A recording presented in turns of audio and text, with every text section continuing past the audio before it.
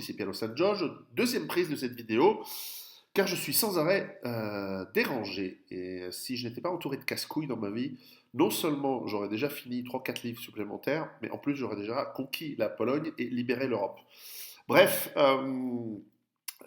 aujourd'hui nous allons parler de comment, d'une des techniques, vous savez, je suis en train d'écrire un livre sur la peur, et comment la gérer, et l'un des chapitres va traiter enfin, dans la grande partie du livre qui va traiter différentes et multiples moyens de gestion de ces peurs et de ces anxiétés, il y aura un chapitre sur l'action. La prise d'action dans la vie nous permet de gérer l'anxiété. Et pour ceci, je vais vous prendre un exemple. En ce moment, nous sommes en fin janvier, nous sommes le 31 janvier 2020.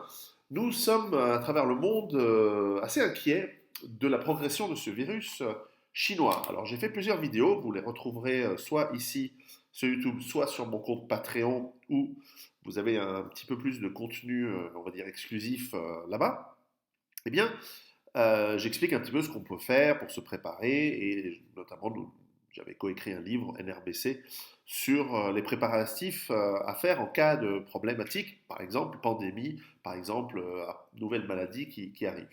Alors, aujourd'hui, au 31 janvier, j'en reste au point où je me dis que pour l'instant, il faut observer la progression du virus, mais il ne faut pas angoisser, paniquer, etc. Néanmoins, nous avons tous, je le sais, vous aussi, une petite voix au fond de notre tête qui nous dit attention, peut-être que c'est grave. Nous n'avons encore aucune information probante et parfois les informations que nous avons sont contradictoires. Mais et si ça se propageait? Et si c'était plus virulent qu'on le pense? Et si ça arrivait à se propager ici, etc. etc. Eh bien, la question d'ailleurs, ce n'est pas tellement la mortalité du virus. La question, c'est la saturation des systèmes hospitaliers, je l'explique dans NRBC justement, et aussi les mouvements de panique et la cassure des flux de transport et d'approvisionnement, notamment des villes, en eau, nourriture, médicaments, etc. Chose que l'on voit dans certaines villes en Chine aujourd'hui. Et donc, il y a cette petite voix qui est angoissante, puisque l'angoisse pourrait se définir de manière très succincte comme étant une peur anticipée d'un événement réel ou imaginaire qu'on imagine arriver dans le futur. Eh bien, on a cette petite voix qui nous dit, mais et si c'était dangereux? Et si c'était dangereux? Alors, dans ces cas-là, évidemment, nous autres survivalistes, nous avons des stratégies, nous avons des plans. En l'occurrence, si la normalité devait s'arrêter, eh bien, il y a toutes sortes de procédures opérationnelles qui se mettent en place, parce que nous les avons planifiées, et nous avons un certain nombre de stocks qui nous permettent une résilience pendant un certain temps chez nous, si on devait, par exemple, dans le cas d'une pandémie, être confiné chez soi, ou si les villes devaient finir bloquées ou mises en quarantaine. Ça me paraît impossible en Europe. Il n'y a ni la volonté politique, ni les capacités matérielles de le faire. Eh bien, si cela devait arriver, est-ce que nous aurions suffisamment de résilience en étant sur place? Et donc, à partir du moment où on a déjà ce plan, quand on a un petit moment d'angoisse, on peut reprendre le plan. Déjà, on peut le peaufiner, on peut tester, on peut en parler autour de soi en disant est-ce qu'on est d'accord que s'il se passe ceci, cela, on va faire l'opération 1, opération 2, opération 3, avec les plans et les actions qui vont avec.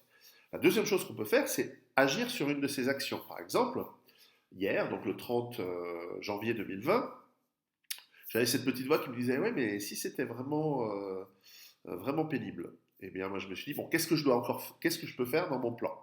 Alors, en ce moment, il se trouve que mes stocks d'essence dans ma ferme, dans ma base d'auto durable, sont au plus bas puisque j'ai fait tourner les stocks d'essence. Et donc là, ils sont assez bas. Et donc, je me dis, ce week-end, je monte à la ferme, je vais aller à la station-service et je vais remplir tous mes bidons qui sont vides et je vais les mettre, donc je vais me mettre à 100%, donc je dois avoir 300 ou 400 litres de diesel qui tourne, hein, donc qui est chez moi au cas où. Euh, Ça me donnerait pas mal de jours, pas mal d'autonomie, puisque j'utilise très peu la voiture quand je suis évidemment à la montagne.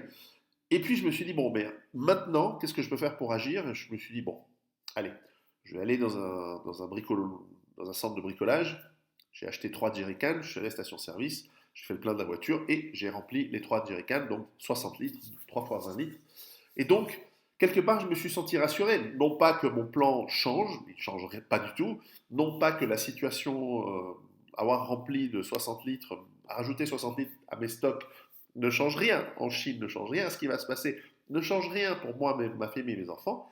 Mais simplement, ça a été un processus psychologique que j'explique dans ce chapitre-là et que j'explique même d'un point de vue neurologique, puisque, en fait, ayant fait quelque chose qui est bon pour moi et que je sais qui est bon pour moi, puisque j'ai acheté de l'essence qui pourrait me servir un jour, et ce n'est pas gaspillé puisque je l'utiliserai de toute façon. Donc, j'ai juste avancé une dépense qui allait être inévitable. Alors, certes, j'ai acheté des bidons, mais ça va.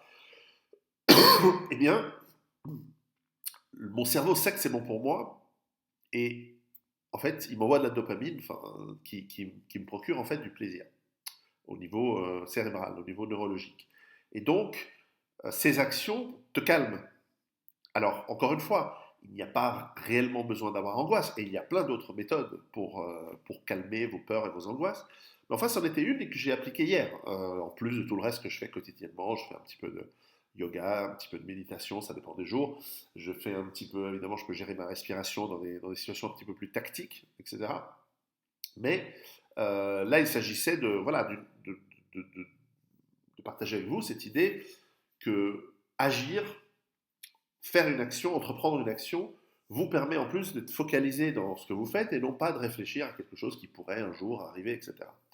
Je le répète, j'explique les vidéos et mon point de vue sur ce virus dans d'autres vidéos précédentes, notamment sur mon Patreon. J'ai mis aussi des graphiques, j'ai mis des rapports financiers, j'ai mis des rapports de différentes institutions qui analysent les risques de ce virus.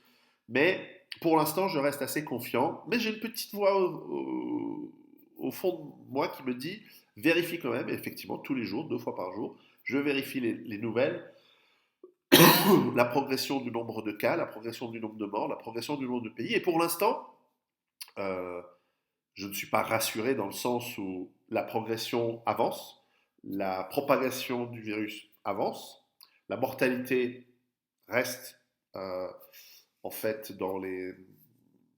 à un niveau acceptable, mais puisque ça augmente, rappelez-vous, nous sommes dans des situations potentiellement exponentielles. Et donc, les 4 ou 5 prochains jours vont être clés. Et je me réserve le droit de vous dire, non, en fait, c'est sérieux. Euh, les 5 ou 6 derniers jours, c'était intéressant d'observer, mais au fond, il n'y avait pas besoin de prendre des mesures radicales, si ce n'est celles que j'ai déjà expliquées dans les vidéos précédentes, sur pour augmenter la capacité de notre système immunitaire, pour avoir un petit peu des stocks et en agissant, en augmentant un petit peu notre résilience.